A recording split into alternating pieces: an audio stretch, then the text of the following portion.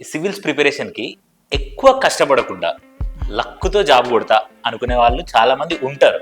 ఒకవేళ ఆ luck factor అనేది ఖచ్చితంగా ఈ సివిల్స్ లో వర్క్ అవుతుందా సార్? యూపీఎస్సీలో ప్రిలిమినరీలో ఆబ్జెక్టివ్ ఉన్న నెగటివ్స్ ఉన్నాయి. లక్ అక్కడ ఐఏఎస్ ఐపీఎస్ అనగానే సొసైటీకి ఏదో బెటర్ చేద్దాం, సొసైటీని ఉద్ధరిద్దాం అనుకునే వాళ్ళు చాలా మంది ఉంటారు. బట్ అలాంటి వాళ్ళు ఎక్కువ ఉన్నారా, లేదా జాబ్ ఉంటే చాలు మంచి హై శాలరీ ఉంటుంది సో ఇలా అనుకునే వాళ్ళు ఉన్నారా, లేకపోతే సమాజానికి ఉపయోగపడేలా ఏదైనా చేద్దాం అనుకునే వాళ్ళు ఉన్నారా సార్? నేను చాలా స్ట్రిక్ట్ గా ఉంటాను, ప్రజల కోసమే పనిచేస్తాను, నాకేమైనా పర్వాలేదు అనుకుని ఉన్న వ్యవస్థ వాళ్ళని మార్చుతుంది.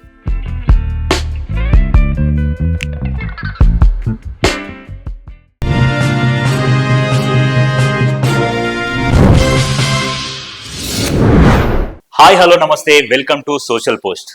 నేను మీ యాంకర్ నెవిల్. ఈరోజు మనతో స్టూడియోలో హైదరాబాద్ ఐఏఎస్ సివిల్స్ అకాడమీకి డైరెక్టర్ అయిన రోహిత్ సార్ గారు మనతో స్టూడియోలో ఉన్నారు. సార్ సివిల్స్కి కోచ్గానే కాకుండా 10 years ఆఫ్ టీచింగ్ ఎక్స్పీరియన్స్తో ఉన్నారు. సో సార్ ఇవాళ మనతో స్టూడియోలో ఉన్నారు. సార్ని అడిగి సివిల్స్ ప్రిపరేషన్కి సంబంధించి ప్రతి సందేహాన్ని మనం తెలుసుకుందాం. ముందుగా సార్ని వెల్కమ్ చేద్దాం. సార్ నమస్కారం sir. Thank you sir, thank you so much for inviting me. Sir thank you. ఎలా ఉన్నారు sir? Sir fine sir. Sir మీరు ఇప్పుడు ఐఏఎస్ అకాడమీకి డైరెక్టర్గా ఉన్నారు. అండ్ ఇంకొక విషయం ఏంటంటే ఇప్పుడు సివిల్స్ ఐఏఎస్ ఐపీఎస్ అనగానే సొసైటీకి ఏదో బెటర్ చేద్దాం, ఏదైనా గుడ్ చేద్దాం, సొసైటీని ఉద్ధరిద్దాం అనుకునే వాళ్ళు చాలా మంది ఉంటారు.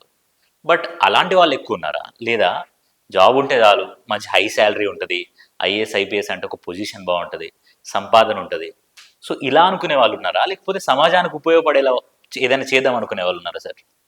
యస్ అండి, వెరీ గుడ్ క్వశ్చన్ ఇది సార్. ఇట్ డిపెండ్స్ అండి. ఓకే. మనం ఇప్పుడు చూస్తే వ్యవస్థ మనుషుల్ని మార్చుతుంది. మనుషులు ఎంతగా అంటే నేను ఒక్క అవినీతి చేయను, నేను చాలా స్ట్రిక్ట్ గా ఉంటాను, ప్రజల కోసమే పనిచేస్తాను, నాకేమైనా పర్వాలేదు అనుకుని ఉన్న వ్యవస్థ వాళ్ళని మార్చుతుంది. ఓకే.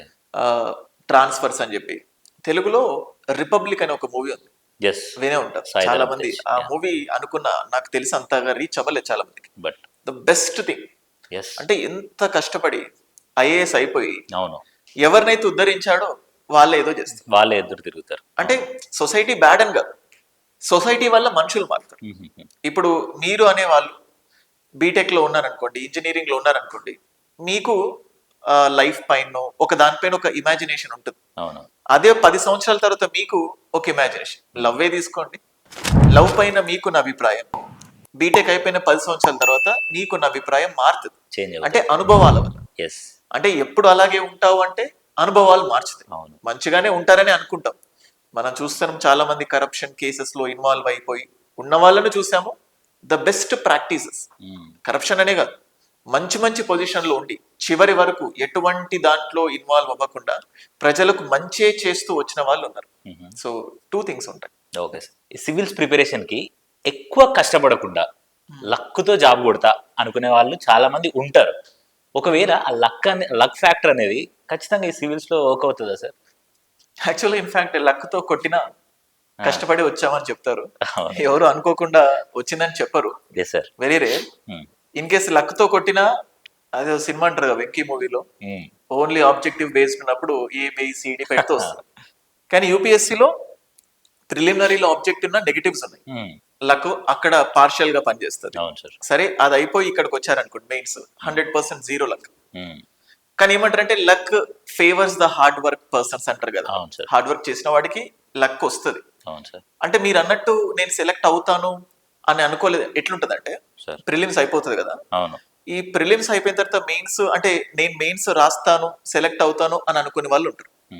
అంటే ప్రిలిమ్స్ అయినప్పుడు చూద్దాంలే, సడన్ గా ప్రిలిమ్స్ అయిపోయేసరికి క్వాలిఫై అయిపోయేసరికి ఆ టైంలో ఆ 2 నెలల్లో తెలియకుండా హ్యూజ్ ఎఫర్ట్స్ పెడతారు. పెట్టిన ఏదో ఒక మూల నేనేమవుతానులే మెయిన్స్ కి అని ఆ ఫీలింగ్ ఉంటుంది. All of a sudden mains అయిపోయేసరికి ఆ ఫీలింగ్ ఉంటుంది. కానీ కష్టపడకుండా కాదు. మీరు చూడండి ఎగ్జామ్ కి 1 week ముందు ఇంజనీరింగ్ డిగ్రీ వాళ్ళు 1 day బ్యాటింగ్ అంటారు కదా, ఆ సిలబస్ మొత్తం ఒక 6 నెలల్లో చదవాల్సిన సిలబస్ అంతా నువ్వు 1 week లో కంప్లీట్ చేసిన ట్రాక్ రికార్డ్ ఉండే ఉంటది కదా. అయిపోయిన తర్వాత ఎలా చదివామంటే మనకు కూడా తెలియదు, అసలు ఇంత అవ్వగొడతానా నేను అనుకుంటాం. ఎగ్జాక్ట్ ఇది కూడా లక్ అని కాదు, అంటే నువ్వు పెట్టే హార్డ్ వర్క్ కరెక్ట్ గా పెట్టడం వల్ల అనిపిస్తుంది. But in fact it involves lot of hard work something. చాలా మంది సివిల్స్ ప్రిపేర్ అవ్వడానికి ఫస్టే వాళ్ళ మైండ్ సెట్ని ప్రిపేర్ చేసుకుంటారు. ఒక డిటర్మినేషన్తో కన్సిస్టెంట్గా మనం ఖచ్చితంగా ప్రిపేర్ అవ్వాలి అనే థాట్తోనే వస్తారు సార్. బట్ మీన్ వైల్ ఏమవుతుందంటే ఈ ఫ్యామిలీ సిచ్యువేషన్ అవ్వచ్చు, లేకపోతే పర్సనల్ ప్రాబ్లమ్స్ అవ్వచ్చు, వాళ్ళ మైండ్ డిస్ట్రాక్ట్ అవుతుంది. మళ్ళీ get back to the track, మళ్ళీ ఆ ప్రిపరేషన్లోకి రావాలంటే కొంతమంది మైండ్ అనేది మళ్ళీ ప్రిపేర్ అవ్వదు. సో మళ్ళీ ఆ ట్రాక్లోకి రావాలంటే వాళ్ళు ఏం చేయాలి సార్? ఎస్ అండి, అసలు యాక్చువల్గా ఇది బాగా కావాల్సిన క్వశ్చన్ స్టూడెంట్స్కి. Yes sir. దీన్ని నేను ఎలా రిలేట్ చేస్తానంటే, రీసెంట్గా తెలంగాణ గ్రూప్ 1 ఎగ్జామ్ జరుగుతుంది జరగదు అనే అపోహలు ఉన్నాయి. అంటే స్టూడెంట్స్ చాలా సీరియస్గా చదువుకున్నారు. ఒక నెల రోజులుగా కొన్ని రోజులుగా ఎగ్జామ్ జరగదు అని, ఇన్ని రోజులు సీరియస్గా చదివి ఎగ్జామ్ జరగదు అనేది ఒక అబ్స్టాకిల్. ఈ అపోహ మధ్య వీళ్ళు కంప్లీట్ చదవలేకపోతున్నారు. మీరన్నది ఏంటంటే ఈ పేరెంట్స్, సొసైటీ ఇవన్నీ ఏమి విమర్శలు కానీ ఇంకేదో, దీనివల్ల సరిగా చదవలేకపోతుంది. ఇంకా మనం ఎట్లాగో విమర్శలు ఆపలేం. మనం ఏంటంటే జస్ట్ ఇలా దులిపేసుకొని వెళ్తారంటారు చూసావా. కొన్ని రోజుల క్రితం చిరంజీవి గారితో ఒక వీడియో చూశాను. ఆ వీడియోలో ఏం చెప్పారంటే, చాలా స్మూత్ గా నున్నటి ఒక ధ్వజస్తంభం ఉంది అంట. అన్ని కప్పలు ఎగరడానికి ట్రై చేస్తుంటే, అంటే చాలా స్మూత్ ఉంది కదా, పడతావు ఏం వెళ్తావు అని చెప్పి. కానీ ఒక కప్ప మాత్రం వెళ్ళిపోయిందంట, మొత్తం పైదాకా వెళ్ళిపోయింది. ఓ సూపర్. ఆ కప్ప చెవిటిది. ఓకే. సో ఎట్లా వెళ్ళిందంటే, అంటే వీళ్ళందరూ కాదు అని ఆ విమర్శలు పెడుతూ, అంటే నీ వల్ల కాదు, సాఫ్ట్ కింద పడిపోతావు, స్మూత్ అంత పైకి వెళ్ళలేవు, ఎందుకు అంత ఎఫర్ట్స్, వెళ్ళినా కూడా వేస్ట్ అని అన్ని దిగిపోతుంది. కానీ ఈ కప్ప ఏం చేసింది, దానికి ఇవన్నీ వీళ్ళు అరుస్తూ ఉన్నా అది పైకి వెళ్ళిపోయింది. చెవిటి కప్ప. సూపర్. అంటే మనం కూడా ఆ చెవిటి కప్పలాగా బిహేవ్ చేయాలి, దులిపేసుకోవాలి. ఆ విమర్శలు ఏవైతే ఉంటాయో గుర్తుపెట్టుకో, నోట్ చేసుకో, రాసుకో ఏమేమైతే ఉన్నాయో. నువ్వు సెలెక్ట్ అయిన తర్వాత ఒక స్వీట్ గిఫ్ట్ ఉంటది కదా, గిఫ్ట్ వాళ్ళ దగ్గర తీసుకెళ్లి మీ వల్లనే వచ్చాను నేను, అలాంటి అంటే అంత సీరియస్ గా తీసుకోవాలి. అది నీకు ఒక మెట్టులా ఉండాలి. చిన్నప్పుడు కూడా మనకు చుట్టుపక్కల బ్యాండ్ బాజాలు ఇవన్నీ అవుతూ ఉంటాయి. రేపు ఎగ్జామ్ కానీ తప్పదు, ఇట్లా చెవుల్ని గట్టిగా పట్టుకొని చదువుకున్న సందర్భాలు ఉంటాయి. అంటే ఆరవకుండా డిస్టర్బెన్స్ ఏం డీవియేషన్. చిన్నప్పుడు అది నాకు గుర్తుంది, నేను ఇట్లా చెవులు పెట్టుకొని చదువుతూ ఉండేవాడు, బట్టి కొట్టడం ఇంకేదో. అంటే అప్పుడు నీకు డిస్టర్బెన్స్ రాలేదు. అట్లా ఈ విమర్శలన్నింటినీ అడ్డు పెట్టుకో మైండ్ కి. లేకపోతే ఏం వినకుండా దులిపేసుకొని వెళ్ళిపోవాలి. కష్టమే సార్, కానీ ఇంప్లిమెంట్ చేయడం కష్టం, బట్ తప్పదు. మనకు ఒక సొల్యూషన్ రావాలి అంటే we have to go in that. అది. అండ్ ఫైనలీ ఒక క్వశ్చన్, పర్సనల్ క్వశ్చన్ అడగాలనుకుంటా సార్. అంటే మీరు ఐఏఎస్ అకాడమీకి డైరెక్టర్, బట్ చాలా మంది మీకు ఉస్మానియా యూనివర్సిటీ ఐడియా ఉందా? సో దాంట్లో అంబేద్కర్ యూనివర్సిటీ ఉంటుంది, లైబ్రరీ ఉంటుంది. దాంట్లో చాలా మంది students they can't afford for coaching centres.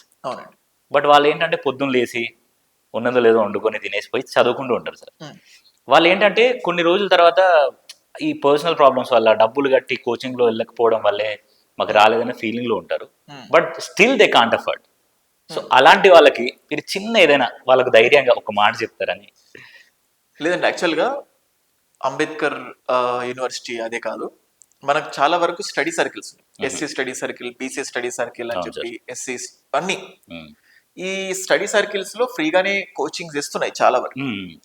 But student psych ఎలా ఉంటుందంటే, అక్కడ తీసుకున్న తర్వాత కూడా మళ్ళీ ఒక ప్రైవేట్ కోచింగ్ లో తీసుకుంటేనే మంచిది అవుతుంది అన్న ఫీలింగ్ లో ఉన్నారు. బేసికల్ గా యూట్యూబ్ లో ఫ్రీగా నంబర్ ఆఫ్ వీడియోస్ మీకు దొరుకుతాయి. సో ఈ మధ్య కొత్తగా టెలిగ్రామ్ వచ్చింది, కానీ అవన్నీ మనలో విశ్వాసాన్ని తీసుకురావు. అంటే స్టూడెంట్ ఏమవుతుందంటే ఆ కంటెంట్ ఈ కంటెంట్ ఒకటే. ఇప్పుడు నీకు ఎక్కడ చెప్పినా ప్రైమ్ మినిస్టర్, కానీ నువ్వేమవుతావు, ఫ్రీగా వచ్చింది కదా, ఇందులో ఏదైనా తక్కువ చెప్తున్నారేమో, డబ్బులు కట్టి చెప్తే ఎక్కువ. యాక్చువల్లీ చెప్పొద్దు ఇట్లాంటివి, బట్ ద థింగ్స్ ఏంటంటే చెప్తున్నారు. అంటే మీకు ఫ్రీగా వచ్చినా you're going for something pay. But farmers are different కదా సార్. ఇప్పుడు మీ దగ్గరకు వచ్చిందంటే the way of teaching will be different. లేదండి, యాక్చువల్ గా ఈ స్టడీ సర్కిల్స్ లో కూడా నేను చెప్పాను, వాళ్ళు కూడా చాలా ఇన్వెస్ట్మెంట్ పెట్టి మంచి ఫ్యాకల్టీలను తీసుకెళ్తున్నారు. బట్ ఐ డోంట్ నో, ఎక్కడో ఒక లోపం కనబడుతుంది. ఆ లోపం ఏంటో చెప్పలేకపోతున్నారు. బట్ సక్సెస్ఫుల్ గా చాలా రన్ అవుతున్నాయి, కోచింగ్ తీసుకుంటున్నారు కూడా. కాకపోతే మేబీ ఆ టైంలో వీళ్ళు ఫోకస్ గా ఉండట్లేదు. ఇక్కడ కోచింగ్ తీసుకునేటప్పుడు ఫోకస్ గా పెడుతున్నారు. నాకు గుర్తుందండి, నేను జనరల్ గా స్టూడెంట్స్ కి పర్సనల్ గా మెంటర్షిప్ ఇస్తూ ఉంటాను. రోజు కొన్ని టార్గెట్స్ ఇచ్చి, కొంతమంది ఫైనాన్షియల్ గా పూర్ ఉంటారు, okay. Sir I can't afford అంటే yeah. I give it for food. కొంతమంది ఫ్రీగా ఇస్తాను, వావ్, సూపర్. కొంతమందికి తీసుకుంటారు. ఎవరికైతే ఫ్రీ ఇచ్చానో జనరల్ గా వాళ్ళు సీరియస్ గా ఉంటారు. ఓ. అంటే అడిగేటప్పుడు సీరియస్ గా ఉంటది, బట్ ఫ్రీ ఇచ్చినందుకు ఆటోమేటికల్ గా ఫ్రీయే కదా, అంటే దాని విలువ వాళ్ళు కోల్పోతారు. నేను చాలా సార్లు చూశాను, యా. ఎవరైతే డబ్బులు కట్టారో డబ్బులు వేస్ట్ అవుతాయన్న ఇంటెన్షన్ తోటైనా ఏదో చేస్తూ ఉంటారు. యా. అంటే ఇట్ డిపెండ్స్ ఆన్ పర్సన్ అండి. Yes, sir. ఫ్రీగా ఇచ్చినా దాన్ని యూటిలైజ్ చేసుకోవాలి. Okay. So nothing more than that. Yeah, thank you so much sir. Thank you. So me valuable టైంని మా దగ్గరకు వచ్చి సివిల్స్ గురించి ఇంత బాగా చెప్పారు. సో చూసారు కదా వ్యూవర్స్, సివిల్స్కి సంబంధించిన ఎవ్రీథింగ్, మీకు సంబంధించిన సందేహాలు అవ్వచ్చు, మీ ప్రిపరేషన్కి సంబంధించిన టిప్స్ అవ్వచ్చు, మీరు ఎలా నడుచుకోవాలి, సివిల్స్ని ఎలా మీరు సాధించాలనే దాని గురించి రోహిత్ సార్ మాటల్లో విన్నారు. సో ఇలాంటి మరింత కంటెంట్ కోసం మా ఛానల్ని సబ్స్క్రైబ్ చేసుకోండి, చూస్తూనే ఉండండి సోషల్ పోస్ట్. Thank you.